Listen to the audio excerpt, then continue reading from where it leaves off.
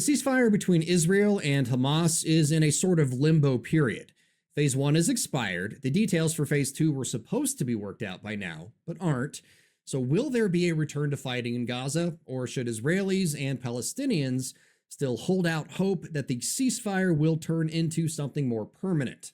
For help addressing some of these questions, I spoke with Avi Melamed. He's a former Israeli intelligence officer and hostage negotiator, and we've spoken to him throughout the war in Gaza. He's currently crisscrossing the United States on a speaking tour for his organization inside the Middle East.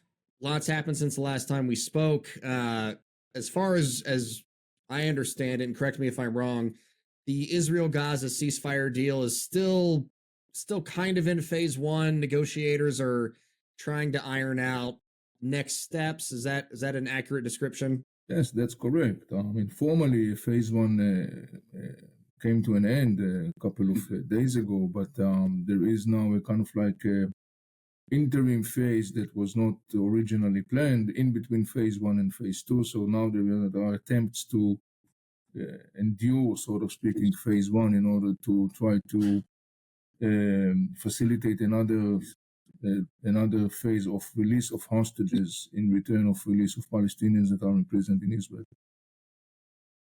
Israel believes that there are 24 hostages still left alive, and Israel wants to extend Phase 1, like, kind of like you said. Hamas wants to try to organize a deal where Israel pulls back from the border between Gaza and Egypt. And Egypt had presented a peace deal that you roundly criticized because it did not disarm Hamas. For those who don't know, why is it so important for Israel that Hamas is disarmed completely before any kind of peace deal or ceasefire is signed? Well, Ryan, it's not only important to Israel, it's not less important to the Palestinians and the Arabs and the world that Hamas will be disarmed. As you accurately mentioned, I did write about the Palestinian proposal that was in a way kind of like dialoguing with President Trump's statements regarding Gaza. The Arab states continue to play the same old rhetoric. In other words, they don't really deal with the elephant in the room. The elephant in the room is Hamas. The Palestinian Authority, the Palestinian president, Mahmoud Abbas, he said more than once very clearly, he said, I'm not willing to accept a situation when there is more than one power that holds weapons. And he definitely knows why, because Hamas eliminated the rule of the Palestinian Authority in Gaza Strip in 2007 using its weapon. And so as long as Hamas is not disarmed, the only thing that we could expect is the next round of violence. Would Palestinians in Gaza accept the rule of the Palestinian Authority again, even if they were disarmed? In the end of the day, the issue goes back to the Palestinian in the most substantial manner, and that is the question whether the Palestinians are going to make an inner decision that they are departing Hamas' path or not. And though one could expect that following the disaster that Hamas has inflicted upon its own brothers and sisters in Gaza, as the Palestinian president himself said, he said to Hamas, you have inflicted the biggest catastrophe ever upon the Palestinian people, and he is right. One could have expected that following this disastrous situation in Gaza, the Palestinians will actually kick Hamas out of the door. It's not happening. In fact, there is an inner Palestinian debate whether they should support Hamas or continue to support Hamas or not support Hamas. So in the wide perspective and in the long run, the major critical issue is the question whether the Palestinians will say to Hamas, your path is no longer something that we support and we want to take another path or not. Israel is withholding some humanitarian aid right now as a way to try to force Hamas back to the negotiating table in more of an open way, I guess, because they are still kind of negotiating. Is that tactic a good one in your mind? I mean, you're a former negotiator. Is withholding the humanitarian aid from civilians, is that a a good tactic that Israel is employing? Would you employ that tactic, or is that creating more support for Hamas within Gaza? Well, I would associate it with the wider perspective, and this is the administration, Trump administration. And definitely, it's very clear that currently, at least, the Israeli government feel the Trump administration will be much more easy and receptive to some more harsh steps. Look, roughly speaking, I would say that when you are doing something like that, in the end of the day, you have, of course, to calculate the ramifications. And it's not only in the context of fueling Palestinian anger on Israel, but I would say that in a wider perspective, this is something that is more likely to be more counterproductive than productive, because it's kind of like calling for an enormous pressure.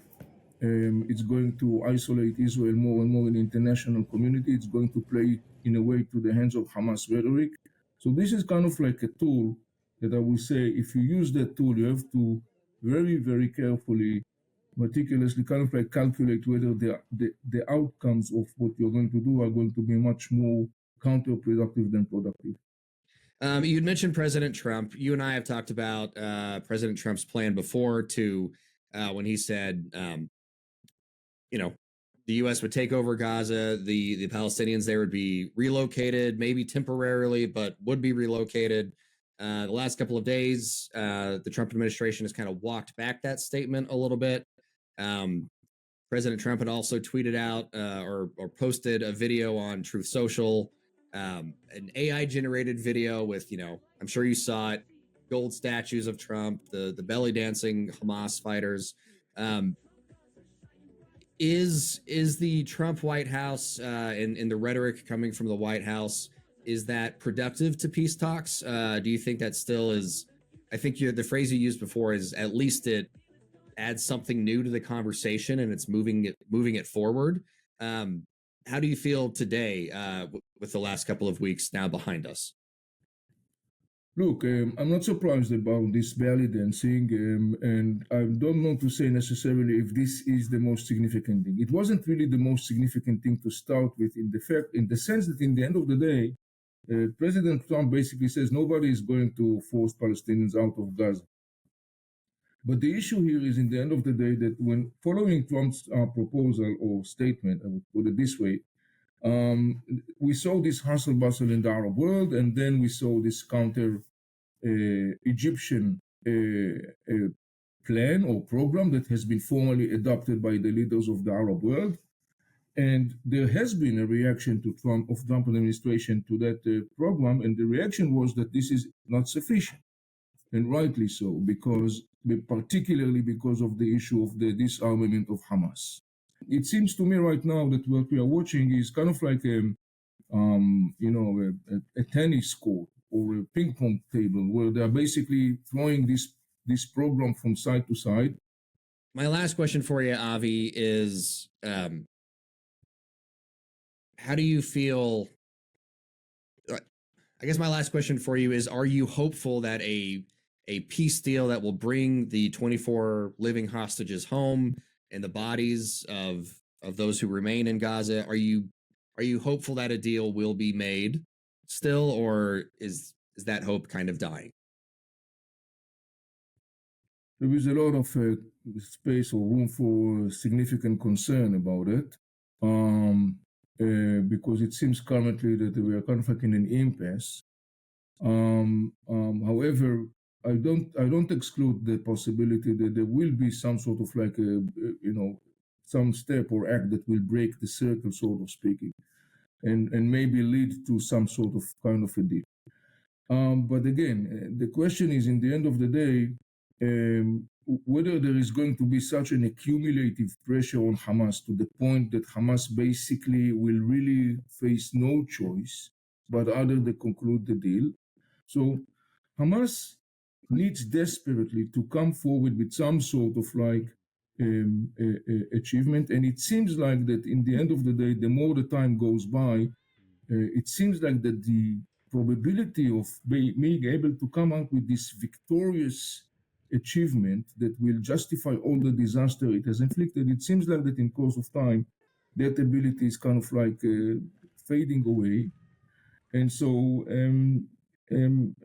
I would say that at this point, it seems to me that like Hamas in its inner calculation and inner discussion is more and more engaged about the question, how do I come out of this whole thing in the less damaged image possible, and not how do I come as the most big winner of this whole thing? Because in the context of the discussion of winning and losing, as you probably know, Hamas already, of course, has marked triumph and victory, which, by the way, many people in the Arab world and the Palestinians, of course, are saying, what victory and what triumph exactly are you talking about? But the bottom line is, look, as long as Hamas exists and has the ability to continue and to dictate the disastrous path that unfortunately it was able to do for the last 40 years, generously supported by the Iranians, as long as Hamas has the capacity, neither Israelis nor Palestinians has any kind of future ahead. That has to be clear to everybody. So the objective is not to eliminate Hamas because it's not going to vanish. Hamas is going to stay around. The objective is to create a situation where Hamas is no longer able to continue and to dictate its radical agenda. And one of the core components of that, a must condition, is to disarm Hamas. If Hamas is not disarmed, there is no hope, not for Israel and not for Palestinians. Avi Melamed, as always, really appreciate your time. Thank you so much for joining us today. Sure. Thank you, Ryan, for having me. Have a good one.